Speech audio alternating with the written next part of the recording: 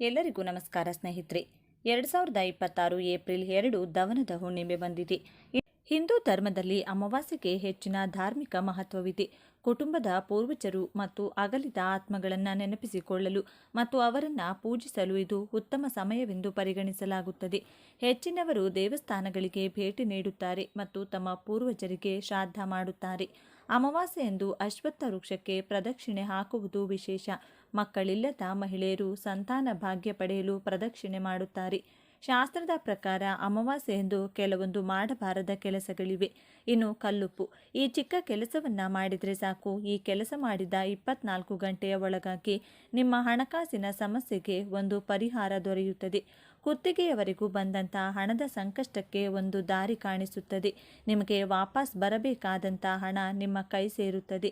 ನಿಮ್ಮ ಮೇಲೆ ಬಿದ್ದಿರುವಂತಹ ಜನರ ಕೆಟ್ಟ ದೃಷ್ಟಿಯ ಪ್ರಭಾವ ಶೀಘ್ರವಾಗಿ ದೂರವಾಗುತ್ತದೆ. ಜೀವನದಲ್ಲಿ ಬರುವಂತಹ ಅನೇಕ ಆರ್ಥಿಕ ಸಮಸ್ಯೆಗಳಿಗೆ ಪಟ್ಟಂತ ಮಾಡುವಂತಹ ಕೆಲವು ಪರಿಹಾರಗಳನ್ನು ಇವತ್ತಿನ ಈ ವಿಡಿಯೋದಲ್ಲಿ ಸಂಪೂರ್ಣವಾಗಿ ತಿಳಿಸಿಕೊಡ್ತೀವಿ. ಯಾವುದೇ ಕಾರಣಕ್ಕೂ ವಿಡಿಯೋವನ್ನು ಸ್ಕಿಪ್ ಮಾಡದೆ ಕೊನೆ ತನಕ ನೋಡಿ. ಹಾಗೆ ವಿಡಿಯೋಗೆ ಲೈಕ್ ಮಾಡಿ. ಎಲ್ಲರೂ ಭಕ್ತಿಯಿಂದ ಓಂ ಶ್ರೀ ಮಹಾಲಕ್ಷ್ಮಿ ನಮಃ ಅಂತ ಕಮೆಂಟ್ ಮಾಡಿ. ಇನ್ನು ಅಮಾವಾಸ್ಯೆಯ ದಿನ ಕಲ್ಲುಪ್ಪಿನಿಂದ ಈ ತಂತ್ರವನ್ನು ನೀವು ಮಾಡಿದರೆ ಸಾಲದ ಬಾಧೆ, ಋಣಬಾಧೆಯಿಂದ ಮುಕ್ತರಾಗುತ್ತೀರಿ. ಹೌದು, ಸಾಲದ ಬಾಧೆ ವಿಪರೀತವಾಗಿ ನಿಮ್ಮನ್ನು ಹಿಂಡಿ ಹಿಪ್ಪೆ ಮಾಡ್ತಾ ಇದ್ದರೆ ಈ ತಂತ್ರ ಸಾಧನವನ್ನು ಅಮಾವಾಸ್ಯೆಯ ದಿನ ನೀವು ಮಾಡಿ ನೋಡಿ. ವೀಕ್ಷಕರೇ, ಯಾವ ಋಣ ಇದ್ದರೂ ಸರಿ ಉಪ್ಪಿನ ಋಣ ಇಟ್ಟುಕೊಳ್ಳಬಾರದು ಅಂತ ನಾವು ಕೇಳ್ತಿರ್ತೀವಿ. ಹಾಗೆ ಅಂತಹ ಕಲ್ಲುಪ್ಪಿನಿಂದ ನಿಮ್ಮನ್ನು ಸಾಲದ ಸಮಸ್ಯೆಯಿಂದ ಹೊರತರಬಹುದು. ಒಳ್ಳೆಯ ಸಾತ್ವಿಕ ಒಂದು ತಂತ್ರ ಪ್ರಯೋಗ ಇರುವಂಥ ಒಂದು ಪ್ರಯೋಗವನ್ನು ನೀವು ಮನೆಯಲ್ಲೇ ಮಾಡಿಕೊಳ್ಳಿ. ಸಾಲ ಮಾಡಲು ಮನುಷ್ಯನಿಗೆ ಕಾರಣಗಳೇ ಬೇಕಾಗಿಲ್ಲ. ಮನುಷ್ಯ ಎಷ್ಟೇ ಜಾಗೃತೆಯಿಂದ ಇದ್ದರೂ, ಎಷ್ಟೇ ಅವನು ಚೌಕಟ್ಟಿನಿಂದ ಚಾಕಚಕ್ಯತೆಯಿಂದ ಅವನು ಜೀವನ ಮಾಡ್ತಾ ಇದ್ರೂ ಕೂಡ ಒಂದಲ್ಲ ಒಂದು ಸಮಯದಲ್ಲಿ ಸಾಲಗಾರನಾಗುತ್ತಾನೆ. ಇಂತಹ ಸಾಲಗಾರರು ಕೆಲವೊಮ್ಮೆ ಅವರ ಪ್ರಯತ್ನದಿಂದಲೂ ಅದೃಷ್ಟದ ಫಲಬಲದಿಂದನೂ ಸಾಲದ ಬಾಧೆಯಿಂದ ಹೊರಗೆ ಬರುತ್ತಾರೆ. ಸಾಲ ಸೋಲ ತೀರಿಸಿಕೊಂಡು ಸ್ವತಂತ್ರವಾಗಿ ಜೀವನ ಮಾಡ್ತಾ ಇರ್ತಾರೆ. ಇನ್ನು ಕೆಲವೊಬ್ಬರು ಯಾವುದಾದರೂ ಒಂದು ಪರಿಸ್ಥಿತಿಯಲ್ಲಿ ಸಾಲದ ಸುಳಿಗೆ ಸಿಕ್ಕಾಕೊಂಡಿದ್ದು ಕೂಡಲೇ ವರ್ಷಾನುಗಟ್ಟಲೆ ಕಳೆದರೂ ಕೂಡ ಸಾಲ ಬಾಧೆಯಿಂದಲೇ ನರಳುತ್ತಿರುತ್ತಾರೆ. ಸಾಲ ತೀರಿಸುವುದಕ್ಕೆ ಆಗದೆ ಒದ್ದಾಡುತ್ತಿರುತ್ತಾರೆ. ಸಂಬಂಧಿಕರಲ್ಲಿ, ಸ್ನೇಹಿತರಲ್ಲಿ, ಬಂಧುಗಳಲ್ಲಿ, ಹಿತೈಷಿಗಳಲ್ಲಿ ಅಪಮಾನ, ಅವಮಾನದ ಭಯ ಎದುರಿಸ್ತಾ ಇರುತ್ತಾರೆ.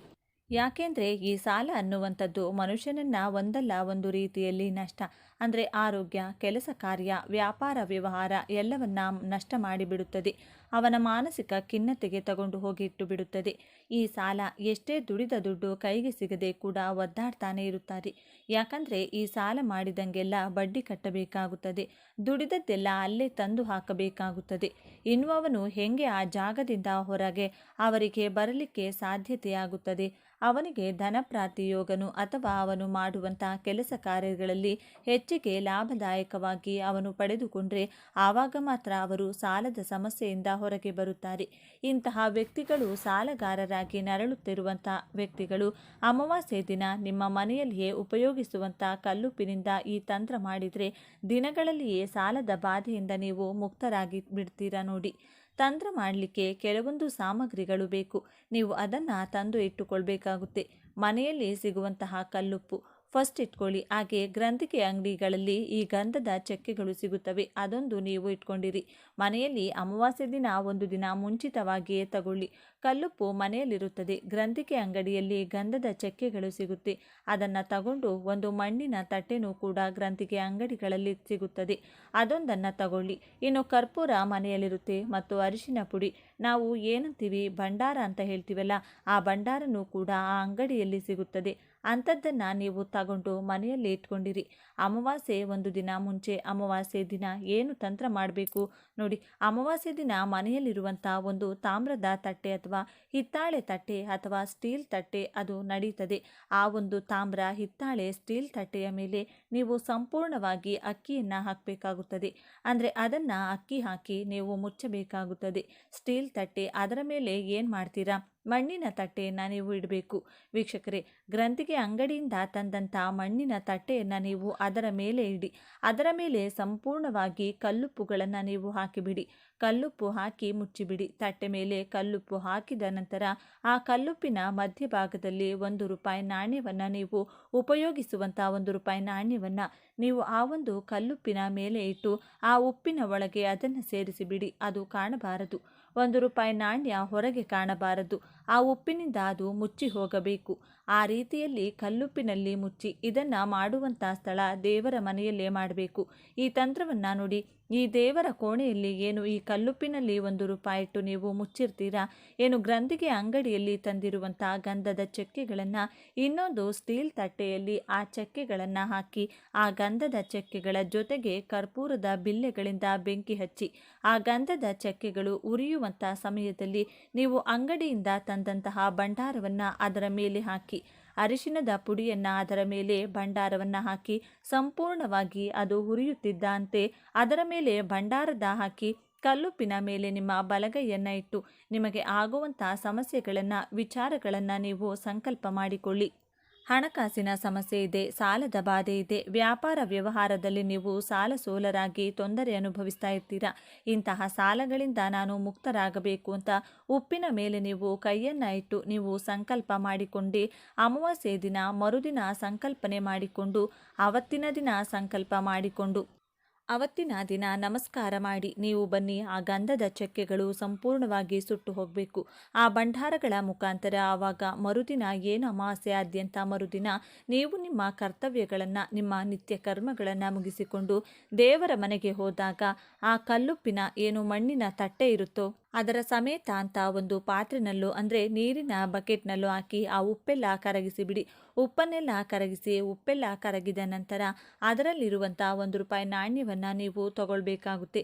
₹1 ನಾಣ್ಯವನ್ನು ತೆಗೆದ ನಂತರ ನೀವು ಆ ₹1 ನಾಣ್ಯವನ್ನು ನಿಮ್ಮ ಬೀರುವಿನಲ್ಲೋ, ಪರ್ಸ್ನಲ್ಲೋ, ಪ್ಯಾಕೆಟ್ನಲ್ಲೋ ಅಥವಾ ಅಂಗಡಿ ಕಜೂರಿನಲ್ಲೋ ಅಥವಾ ನಿಮ್ಮ ಇದರಲ್ಲೋ ಏನಪ್ಪ ಹೇಳ್ತಾರೆ ವೈಯಕ್ತಿಕವಾಗಿ ಎಲ್ಲಾದರೂ ನೀವು ಮುಚ್ಚಿಟ್ಟು ವ್ಯಾಪಾರ ಮಾಡುವಂಥ ಸ್ಥಳದಲ್ಲಾದರೂ ಕೂಡ ಮುಚ್ಚಿಟ್ರೆ ನೋಡಿ, ಪಿತೃದೇವತೆಗಳ ಆಗ ಕುಟುಂಬದ ಕುಲದೇವತೆಯ ಆಶೀರ್ವಾದದ ಮುಖಾಂತರ ನೀವು ಸಾಲ ಸೋಲದಿಂದ ಮುಕ್ತರಾಗುತ್ತೀರಾ.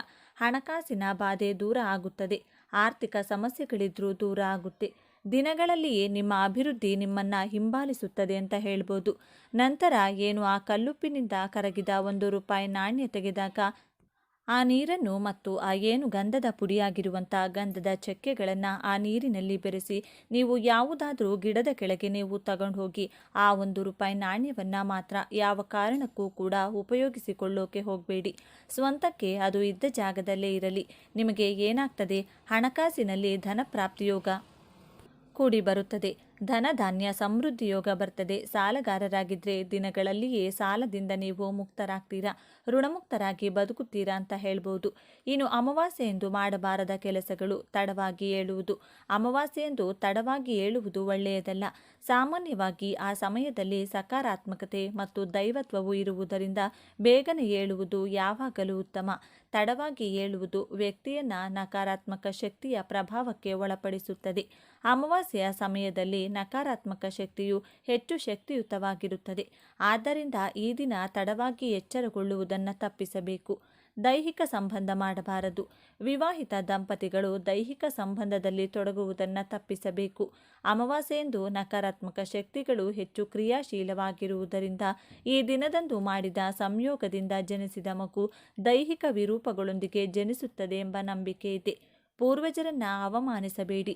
ಅಮಾವಾಸ್ಯೆಯು ಪೂರ್ವಜರನ್ನ ಪ್ರಾರ್ಥಿಸಲು ಸೂಕ್ತವಾದ ದಿನವಾಗಿರುವುದರಿಂದ ಈ ದಿನ ಅವರನ್ನು ಅಸಮಾಧಾನಗೊಳಿಸದಂತೆ, ಅವಮಾನ ಆಗದಂತೆ ನೀವು ನೋಡಿಕೊಳ್ಬೇಕು. ತಿಳಿದು ಅಥವಾ ತಿಳಿಯದೆ ಮಾಡುವ ಯಾವುದೇ ಅಗೌರವವು ಅನಪೇಕ್ಷಿತ ಪರಿಣಾಮಗಳನ್ನು ಉಂಟು ಮಾಡುತ್ತದೆ. ದಾನಕ್ಕೆ ಅಡ್ಡಿ ಮಾಡಬೇಡಿ. ಇನ್ನೊಬ್ಬರು ಮಾಡುವ ದಾನ ಅಥವಾ ಧರ್ಮಕ್ಕೆ ಎಂದಿಗೂ ಅಡ್ಡಿ ಮಾಡಬೇಡಿ. ನೀವು ದಾನ ಮಾಡುತ್ತಿದ್ದರೂ ಇತರರು ಕೆಲವು ಧರ್ಮವನ್ನು ಮಾಡುತ್ತಿರುವಾಗ ಅಡ್ಡಿಪಡಿಸಬೇಡಿ. ಮಾಂಸಾಹಾರ ಸೇವಿಸಬೇಡಿ. ಅಮಾವಾಸ್ಯೆಯ ಸಮಯದಲ್ಲಿ ಮಾಂಸಾಹಾರ ಸೇವನೆಯನ್ನು ತಪ್ಪಿಸಿ ಶುದ್ಧ ಮತ್ತು ಸಾತ್ವಿಕ ಆಹಾರವನ್ನು ಸೇವಿಸಿ. ಈ ದಿನದಂದು ಮಾಂಸಾಹಾರಿ ಆಹಾರವನ್ನು ಸೇವಿಸುವುದರಿಂದ ನೀವು ಅನಾರೋಗ್ಯಕ್ಕೆ ಒಳಗಾಗಬಹುದು. ಯಾವುದೇ ಶುಭ ಸಮಾರಂಭಗಳು ಸಲ್ಲದು. ಈ ದಿನದಂದು ಮದುವೆ, ಮಕ್ಕಳ ನಾಮಕರಣ ಅಥವಾ ನಾಮಕರಣಗಳಂಥ ಯಾವುದೇ ಶುಭ ಸಮಾರಂಭಗಳನ್ನು ನಿಗದಿಪಡಿಸಬೇಡಿ. ಜ್ಯೋತಿಷ ಶಾಸ್ತ್ರದ ಪ್ರಕಾರ ಅಮಾವಾಸ್ಯೆಯ ಸಮಯದಲ್ಲಿ ಚಂದ್ರ ಮತ್ತು ನಕ್ಷತ್ರಗಳು ಅನುಕೂಲಕರ ಸ್ಥಿತಿಯಲ್ಲಿಲ್ಲದ ಕಾರಣ ನಕ್ಷತ್ರ ಮತ್ತು ಚಂದ್ರನ ಸ್ಥಾನವು ವ್ಯಕ್ತಿಯ ಆರೋಗ್ಯ ಮತ್ತು ಭವಿಷ್ಯವನ್ನು ನಿರ್ಧರಿಸುತ್ತದೆ. ಎಲ್ಲ ಅಮಾವಾಸ್ಯೆಯ ತಿಥಿಗಳು ಯಾವುದೇ ಶುಭ ಸಮಾರಂಭಗಳನ್ನು ನಡೆಸಲು ಸೂಕ್ತವಲ್ಲ. ಆಹಾರ ಧಾನ್ಯಗಳು ಮತ್ತು ಹಿಟ್ಟುಗಳ ಖರೀದಿ, ಅಕ್ಕಿ ಮತ್ತು ಗೋಧಿ ಮತ್ತು ಅಕ್ಕಿ ಮತ್ತು ಗೋಧಿ ಹಿಟ್ಟಿನಂಥ ಆಹಾರ ಧಾನ್ಯಗಳನ್ನು ಖರೀದಿಸಲು ಅಮಾವಾಸ್ಯೆ ಉತ್ತಮ ದಿನವಲ್ಲ. ಎಲ್ಲಕ್ಕಿಂತ ಮುಖ್ಯವಾಗಿ ಅಮಾವಾಸ್ಯೆಯು ಆಹಾರ ಧಾನ್ಯಗಳನ್ನು ಖರೀದಿಸಲು ಸೂಕ್ತವಲ್ಲ. ತುಳಸಿ ಎಲೆಗಳನ್ನು ಕೀಳಬೇಡಿ. ಹಿಂದೂ ಧರ್ಮ ಗ್ರಂಥಗಳ ಪ್ರಕಾರ ಅಮಾವಾಸ್ಯೆಯಂದು ತುಳಸಿ ಎಲೆಗಳನ್ನು ಕೀಳುವುದನ್ನು ನಿಷೇಧಿಸಲಾಗಿದೆ. ಹೆಚ್ಚು ಆಹಾರವನ್ನು ಸೇವಿಸಬೇಡಿ. ಅಮಾವಾಸ್ಯೆಯ ದಿನಗಳಲ್ಲಿ ಉಪವಾಸ ಮಾಡುವುದು ಒಳ್ಳೆಯದು. ಆದಾಗ್ಯೂ ಈ ದಿನದಂದು ಉಪವಾಸ ಮಾಡಲು ಸಾಧ್ಯವಾಗದ ಜನರು ಕನಿಷ್ಠ ಪಕ್ಷ ಹೆಚ್ಚು ತಿನ್ನುವುದನ್ನು ತಪ್ಪಿಸಬೇಕು. ಏಕೆಂದರೆ ಈ ದಿನ ಮಾನಸಿಕ ಮತ್ತು ದೈಹಿಕ ಸ್ಥಿತಿಯು ಅಸಮತೋಲನಗೊಳ್ಳುತ್ತದೆ. ಆದ್ದರಿಂದ ಸರಳ ಆಹಾರವನ್ನು ಸೇವಿಸಲು ಸಲಹೆ ನೀಡಲಾಗುತ್ತದೆ. ಅಮಾವಾಸ್ಯೆಯಂದು ಈ ಪರಿಹಾರ ಮಾಡಿ. ಶಿವನ ಹೆಸರನ್ನು ಜಪಿಸುತ್ತಾ 1 ಚಮಚದಷ್ಟು ನೀರನ್ನು ಹರಿಯುವ ತೊರೆ ಅಥವಾ ನದಿಗೆ ಸುರಿಯಿರಿ. ಶನಿದೋಷ ನಿವಾರಣೆಗಾಗಿ ಶನಿಯನ್ನ ಪ್ರಾರ್ಥಿಸುತ್ತಾ ತುಳಸಿ ಗಿಡದ ಕೆಳಗೆ ದೀಪವನ್ನು ಹಚ್ಚಿ. ಹನುಮಂತನಿಗೆ ಸಿಂಧೂರ, ಎಣ್ಣೆ, ಲವಂಗ ಮತ್ತು ಉಪ್ಪು, ಕಪ್ಪು ಉಂಡೆ ಅಂದರೆ ಎಳ್ಳಿನ ಉಂಡೆಯನ್ನು ಅರ್ಪಿಸಿ ಮತ್ತು ಹನುಮಾನ್ ಚಾಲಿಸಾ ಪಠಿಸಿ. ಪಿತೃ ಕಾರ್ಯದ ನಂತರ ನಿಮ್ಮ ಪೂರ್ವಜರಿಗೆ ಖೀರ್ ಮತ್ತು ಆಹಾರವನ್ನು ನೀಡಿ. ಇದರಿಂದ ಅವರ ಆತ್ಮಕ್ಕೆ ಶಾಂತಿ ಸಿಗುವುದು ಮಾತ್ರವಲ್ಲ, ಪೂರ್ವಜರ ಆಶೀರ್ವಾದವು ನಿಮಗೆ ಸಿಗುವುದು. ಈ ವಿಡಿಯೋ, ಈ ಮಾಹಿತಿಯನ್ನು ಪ್ರತಿಯೊಬ್ಬರಿಗೂ ಸಹ ಶೇರ್ ಮಾಡಿ. ಹಾಗೆಯೇ ನಮ್ಮ ಚಾನಲ್ಗೆ ಸಬ್ಸ್ಕ್ರೈಬ್ ಮಾಡಿಕೊಳ್ಳಿ. ಹುಣ್ಣಿಮೆಗಳಲ್ಲಿ ಅತಿ ಶಕ್ತಿಯುತವಾದದ್ದು ಎಂದು ನಮ್ಮ ಶಾಸ್ತ್ರಗಳು ಹೇಳುತ್ತಿದೆ. ಈ ದಿನದಂದು ನೀವು ನಿಮ್ಮ ಮನೆಯಲ್ಲಿ ಈ ನೀರನ್ನು ಚೆಲ್ಲಿದರೆ ಸಾಕು, ಕಡು ಬಡವರಾಗಿದ್ದರೂ ರಾಜವಾಳುತ್ತೀರಿ, ಅಂದರೆ ಅಷ್ಟೊಂದು ಶ್ರೀಮಂತರಾಗುತ್ತೀರಿ ಅಂತ ಅರ್ಥ. ನಿಮ್ಮ ಮನೆಯಲ್ಲಿ ಯಾವುದಾದರೂ ದುಷ್ಟಶಕ್ತಿಗಳು, ದರಿದ್ರ, ಕಷ್ಟ, ನಷ್ಟ, ಪೀಡೆ, ಪಿಶಾಚಿ, ದೃಷ್ಟಿದೋಷ ಮುಂತಾದವು ಇದ್ದರೆ ಅದೆಲ್ಲವೂ ಕೂಡ ಈ ನೀರು ಚೆಲ್ಲುವ ಮೂಲಕ ಮನೆಯಿಂದ ಓಡಿ ಹೋಗುತ್ತದೆ. ಇದರಿಂದ ನಿಮ್ಮ ಜೀವನವೇ ಬದಲಾಗುತ್ತದೆ. ನೀವು ಬೇಡ ಅಂದರೂ ನಿಮ್ಮ ಮನೆಗೆ ಹಣ ಬರುತ್ತಿರುತ್ತದೆ. ಮನೆಯಲ್ಲಿ ಯಾರಿಗಾದರೂ ದೃಷ್ಟಿಯಾಗಿದ್ದರೆ ಅದು ಕೂಡ ಹೊರಟು ಹೋಗುತ್ತದೆ. 100 ವರ್ಷಗಳ ಕಾಲ ಆರೋಗ್ಯವಾಗಿ ಬದುಕುತ್ತೀರಿ. ಹಾಗಾದರೆ ಆ ಶಕ್ತಿಯುತವಾದ ದಿವ್ಯ ನೀರು ಯಾವುದು ಎಂದು ಈಗ ನಾವು ನೋಡೋಣ. ಆದರೆ ಅದಕ್ಕೂ ಮುಂಚೆ ನೀವಿನ್ನು ನಮ್ಮ ಚಾನಲ್ನ ಸಬ್ಸ್ಕ್ರೈಬ್ ಮಾಡ್ಕೊಂಡಿಲ್ಲ ಅಂದರೆ ಖಂಡಿತ ಈಗಲೇ ಸಬ್ಸ್ಕ್ರೈಬ್ ಮಾಡ್ಕೊಳ್ಳಿ. ಹಾಗೆ ಈ ವಿಡಿಯೋ ಇಷ್ಟ ಆಗಿದ್ದರೆ ಮರೆಯದೆ ಒಂದು ಲೈಕ್ ಕೊಡಿ. ಎಲ್ಲರೂ ಭಕ್ತಿಯಿಂದ ಓಂ ಶ್ರೀ ಮಹಾಲಕ್ಷ್ಮಿ ನಮಃ ಅಂತ ಕಾಮೆಂಟ್ ಮಾಡಿ. ನಮ್ಮ ಸನಾತನ ಧರ್ಮದ ಪ್ರಕಾರ ಮನುಷ್ಯರು ಇಷ್ಟ ಬಂದಾಗ ಸಮುದ್ರ ಸ್ನಾನ ಮಾಡುವಂತಿಲ್ಲ. ಖಂಡಿತವಾಗಿಯೂ ಮಾಡಬೇಕಾದ ಕೆಲಸಗಳಲ್ಲಿ ಅಥವಾ ವಿಧಿಗಳಲ್ಲಿ ಸಮುದ್ರ ಸ್ನಾನ ಕೂಡ ಈ ಹುಣ್ಣಿಮೆಯೆಂದು ಕೆಲವು ಅಳಲೆ ಕಾಯಿಲೆಗಳನ್ನು ಸಮುದ್ರದಲ್ಲಿ ಎಸೆದು ಸಮುದ್ರದ ನೀರಿನಲ್ಲಿ ಸ್ನಾನ ಮಾಡುವುದರಿಂದ ಪೂರ್ತಿಯಾಗಿ ಆ ವ್ಯಕ್ತಿಗಿರುವಂಥ ನರದೃಷ್ಟಿ ಹೊರಟು ಹೋಗುತ್ತದೆ. ಇನ್ನು ಜೀವನದಲ್ಲಿ ಎಂದೂ ಕೂಡ ಆ ವ್ಯಕ್ತಿಗೆ ನರದೃಷ್ಟಿ ತಗುಲುವುದಿಲ್ಲ ಎಂದು ನಮ್ಮ ಶಾಸ್ತ್ರಗಳು ಹೇಳುತ್ತಿವೆ. ಈ ಹುಣ್ಣಿಮೆ ಅತಿ ಪವಿತ್ರವಾದದ್ದು. ಶ್ರೀ ಮಹಾವಿಷ್ಣು ಕೂರ್ಮಾವತಾರ ಪಡೆದು ಈ ಭೂಮಿಯನ್ನು ಕಾಪಾಡಿದ್ದು ಹುಣ್ಣಿಮೆಯೆಂದು ಎಂದು ನಮ್ಮ ಕೂರ್ಮ ಪುರಾಣ ಹೇಳುತ್ತದೆ. ಹುಣ್ಣಿಮೆಯ ದಿನ ಚಂದ್ರದೇವರು ತುಂಬ ಸಾಮರ್ಥ್ಯವನ್ನು ಹೊಂದಿರುತ್ತಾರೆ. ನಮ್ಮ ಮನಸ್ಸಿನ ಮೇಲೆ ಚಂದ್ರನ ಪ್ರಭಾವ ಗಣನೀಯವಾಗಿ ಹುಣ್ಣಿಮೆಯ ದಿನ ಇರುತ್ತದೆ. ಹಾಗಾಗಿ ಹುಣ್ಣಿಮೆಯೆಂದು ಬಿಟ್ಟ ಕುದುರೆಯಂತೆ ಓಡುವ ಮನಸ್ಸನ್ನು ನಿಯಂತ್ರಣದಲ್ಲಿ ಇರಿಸಿಕೊಳ್ಳಲು ಹಾಗೂ ನಮ್ಮ ದೇಹಕ್ಕೆ ಶಕ್ತಿ ತುಂಬಿಕೊಳ್ಳಲು ನಾವು ಈ ದಿನದಂದು ಜಪ, ತಪ, ಧ್ಯಾನ, ಪೂಜೆ ಮುಂತಾದವುಗಳನ್ನು ಮಾಡಬೇಕು. ಅದರಲ್ಲೂ ಹುಣ್ಣಿಮೆ ತುಂಬಾ ಪ್ರತ್ಯೇಕವಾದದ್ದು. ಬಹುಶಃ ಯಾವ ಹುಣ್ಣಿಮೆಗೂ ಇರದಂಥ ಪ್ರತ್ಯೇಕ ಲಕ್ಷಣಗಳು ಈ ಹುಣ್ಣಿಮೆಗಿದೆ. ಈ ಹುಣ್ಣಿಮೆ ವಿಷ್ಣು ಭಕ್ತರಿಗೆ ಪರಮ ಪವಿತ್ರವಾದದ್ದು. ಅಮೃತಕ್ಕಾಗಿ ದೇವದಾನವರು ಸಮುದ್ರ ಮಂಥನ ಮಾಡುತ್ತಿದ್ದಾಗ ಮಂದಾರ ಪರ್ವತ ಸಮುದ್ರದೊಳಗೆ ಮುಳುಗಿ ಹೋಗದೆ ಕಾಪಾಡಲು ಮಹಾವಿಷ್ಣು ಕೂರ್ಮಾವತಾರದಲ್ಲಿ ಮಂದಾರ ಪರ್ವತವನ್ನು ತನ್ನ ಬೆನ್ನಿನ ಮೇಲೆ ಹೊತ್ತುಕೊಂಡರುವಂಥ ಉತ್ತಮವಾದ ಮಹಾವಿಷ್ಣುವಿನ 2ನೇ ಅವತಾರವಾದ ಕೂರ್ಮಾವತಾರವನ್ನು ಪೂಜಿಸಲು ನಮ್ಮ ದೇಶದಲ್ಲಿ ಅಷ್ಟೊಂದು ಆಲಯಗಳಿಲ್ಲ. ಇನ್ನು ಇದೇ ಹುಣ್ಣಿಮೆ ಎಂದು ವಿಷ್ಣು ಭಕ್ತರಲ್ಲಿ ಶ್ರೇಷ್ಠ ಭಕ್ತನಾದ ನಮ್ಮಾಳ್ವಾರ್ ಜನಿಸಿದರೆಂದು ಹೇಳುತ್ತಾರೆ. ಇದಲ್ಲದೆ ಹುಣ್ಣಿಮೆ ಶೈವರಿಗೂ ಕೂಡ ಪ್ರತ್ಯೇಕ. ನರಸಿಂಹಸ್ವಾಮಿಯನ್ನ ನಿಯಂತ್ರಿಸಲು ಪರಮೇಶ್ವರ ಶರಭೇಶ್ವರ ಅವತಾರ ಪಡೆದಿದ್ದು ಕೂಡ ಇದೇ ದಿನದಂದು. ಈ ಅವತಾರದ ಬಗ್ಗೆ ಅಷ್ಟೊಂದು ಜನರಿಗೆ ಗೊತ್ತಿಲ್ಲ. ಶಿವಾಲಯದ ಗರ್ಭಗುಡಿಯ ಮುಂದೆ ಎಡ ಹಾಗೂ ಬಲಗಡೆ 2 ಶರಭೇಶ್ವರನ ವಿಗ್ರಹಗಳನ್ನು ಪ್ರತಿಷ್ಠಾಪನೆ ಮಾಡಿರುವುದು ನೀವು ಶಿವಾಲಯಗಳಲ್ಲಿ ನೋಡಬಹುದು. ಇನ್ನು ಅತಿ ಪವಿತ್ರ ಪವಿತ್ರವಾದ ಹುಣ್ಣಿಮೆಯಂದು ಸಂಜೆ 6 ಗಂಟೆಯಿಂದ ರಾತ್ರಿ 12 ಗಂಟೆಯ ಒಳಗೆ ನೀವು ನಿಮ್ಮ ದೇವರ ಮನೆಯಲ್ಲಿ ಶಿವ ಪಾರ್ವತಿ ಫೋಟೋ ಮುಂದೆ 2 ಅರಳಿ ಎಲೆಗಳನ್ನು ಇಡಬೇಕು. ಆ ಎಲೆಗಳಿಗೆ ಅರಿಶಿನ ಕುಂಕುಮದ ಬೊಟ್ಟುಗಳನ್ನು ಇಡಬೇಕು. ಇನ್ನು ಆ ಎಲೆಗಳ ಮೇಲೆ 2 ಮಣ್ಣಿನ ದೀಪಗಳನ್ನು ಇಟ್ಟು ಒಂದೊಂದು ದೀಪದಲ್ಲಿಯೂ 5 ಬತ್ತಿಗಳನ್ನು ಇಡಬೇಕು. ದೀಪದಲ್ಲಿ ಎಳ್ಳೆಣ್ಣೆ ಹಾಕಬೇಕು. ದೀಪವನ್ನು ಆರತಿ ಅಥವಾ ಅಗರಬತ್ತಿಯಿಂದ ಹಚ್ಚಬೇಕು. ಈ ರೀತಿ ದೀಪ ಹಚ್ಚುವಾಗ ನೀವು ಮನಸ್ಸಿನಲ್ಲಿ ಓಂ ನಮಃ ಶಿವಾಯ ಅಥವಾ ಓಂ ನಮೋ ನಾರಾಯಣ ಎಂಬ ಮಂತ್ರವನ್ನು ಜಪ ಮಾಡಬೇಕು. ಅದರ ನಂತರ ದೇವರ ಮನೆಯಲ್ಲಿ ಉತ್ತರದ ಕಡೆ ಮುಖ ಮಾಡಿ ಕುಳಿತುಕೊಂಡು ಓಂ ನಮಃ ಶಿವಾಯ ಅಥವಾ ಓಂ ನಮೋ ನಾರಾಯಣ ಎಂಬ ಈ ಮಂತ್ರವನ್ನು 21 ಸಲ ಜಪ ಮಾಡಿ ದೇವರಿಗೆ ನಮಸ್ಕಾರ ಮಾಡಿಕೊಂಡು ನಿಮ್ಮ ಮನಸ್ಸಿನಲ್ಲಿರುವ ಕೋರಿಕೆಯನ್ನು ಹೇಳಬೇಕು. ಅಥವಾ ನೀವು ಈ 2 ಮಂತ್ರಗಳನ್ನು ಕೂಡ ತಲಾ 21 ಸಲ ಹೇಳಬಹುದು. ಈ ರೀತಿ ನಾಳೆ ಯಾರು ಮಾಡುತ್ತಾರೋ ಅವರ ದೆಸೆ ಬದಲಾಗಿ ರಾಜಯೋಗ ಅವರ ಕೈ ಹಿಡಿಯುತ್ತದೆ. ಶಿವ ಪಾರ್ವತಿಯರ ಆಶೀರ್ವಾದ ನಿಮಗೆ ನೇರವಾಗಿ ಸಿಗುತ್ತದೆ. ನಿಮ್ಮ ಮನೆಯಲ್ಲಿರುವ ಕಷ್ಟ, ನಷ್ಟ, ದರಿದ್ರ, ದುಃಖ ಎಲ್ಲವೂ ಕೂಡ ಆ ದೀಪದ ಕಾಂತಿಯಲ್ಲಿ ಸುಟ್ಟು ಬೂದಿಯಾಗುತ್ತದೆ. ಬಿಸಿಲು ಹೆಚ್ಚಾಗಿರುವ ಈ ತಿಂಗಳಿನಲ್ಲಿ ಮಜ್ಜಿಗೆ, ಮೊಸರನ್ನ, ಮಡಿಕೆಯಲ್ಲಿರುವಂಥ ನೀರು, ಅಂಬಳಿ, ಚಪ್ಪಲಿ, ಕೊಡೆ, ಬೀಸಣಿಗೆ ಮುಂತಾದವುಗಳನ್ನು ದಾನ ಮಾಡಿದರೆ ಮಹಾಪುಣ್ಯ ಬರುತ್ತದೆ. ಲಕ್ಷ್ಮೀ ದೇವಿಯನ್ನ ಒಲಿಸಿಕೊಳ್ಳಲು ಈ ಹುಣ್ಣಿಮೆ ತುಂಬ ಉತ್ತಮವಾದ ದಿನ.